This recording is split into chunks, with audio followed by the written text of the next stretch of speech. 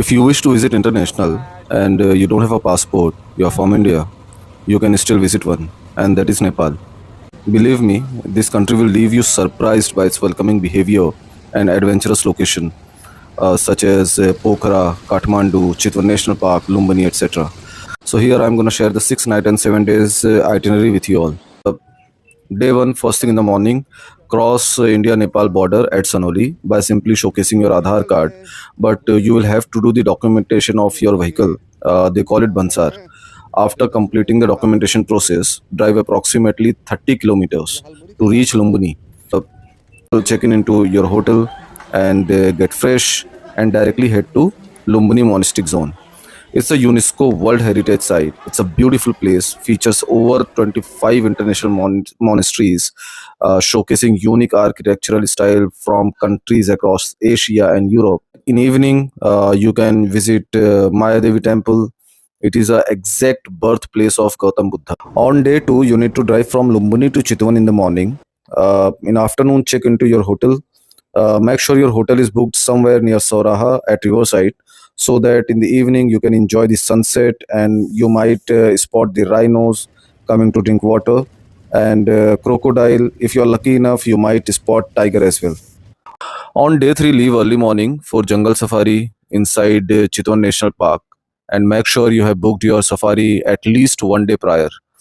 Inside Chitwan National Park, you will spot the one on rhinos, deer, crocodile, and if you are lucky enough, you will be spotting the royal tigers.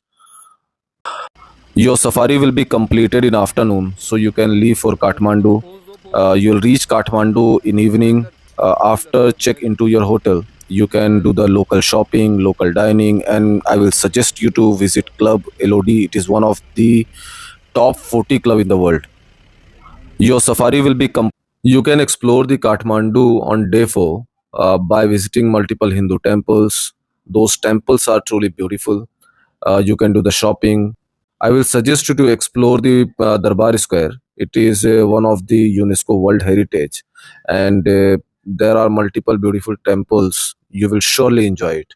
I will suggest start early for Pokhara on day 5 so that you can reach Pokhara by late afternoon and take a hotel at lakeside so that you can enjoy the sunset and you can do the boating. They call it Dunga. You can explore Pokhara on day 6. You can visit the Aviz Fall. It is truly beautiful. And I will suggest you to visit Bat Cave. The experience in Bat Cave is amazing. And then you can leave for the cliff. The cliff is the place one should not avoid for sure. It is most beautiful and adventurous. It is a resort located on other side of the cliff. I mean the mountain. Uh, there are multiple sports activities. You can reach before 9 p.m. Enjoy your night at the cliff, and next day in the morning after the breakfast, you must do the bungee jumping. It is world's second highest bungee jump, and the experience at this location is just beautiful. I don't have enough words to elaborate it. Do the bungee on 7th day morning. You will be completed with bungee by 11 a.m. Then you can come back to Pokhara. If you want to leave for India, you can leave, or if you want to spend one more night here in Pokhara, you must do it because you can do the shopping. The local shops here are amazing. They got really good material with very limited price.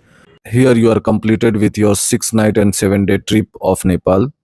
I hope this was informative to you. Thank you so much.